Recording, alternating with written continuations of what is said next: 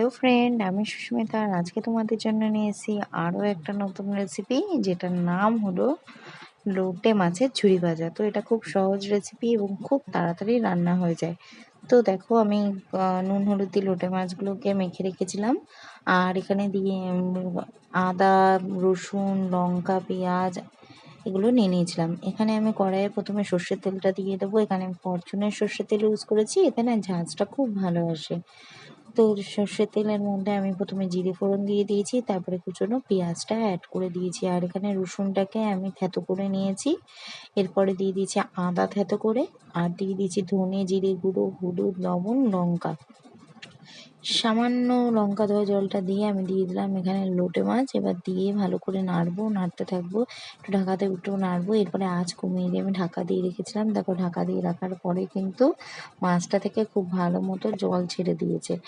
এবার জলটা ছাড়ার পরেই এই অবস্থায় আমি দিয়ে দিচ্ছি ধনে জিরে গুঁড়ো আর একটু, এবং দিয়ে দিলাম সামান্য কিং মশলা আর লঙ্কা গুঁড়ো। দিয়ে খুব ভালো করে নাড়তে থাকবো যতক্ষণ না লোটে মাছটা পুরোপুরি শুকিয়ে আসছে।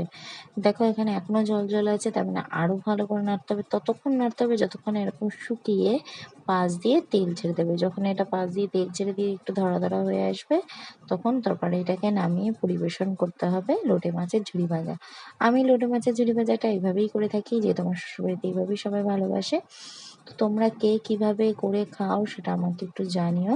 আর রেসিপিটা তোমাদের কেমন লাগলো সেটা অবশ্যই কমেন্ট করে জানিও। ভালো লাগলে লাইক, শেয়ার, সাবস্ক্রাইব, ফলো করে দিও। Thanks for watching.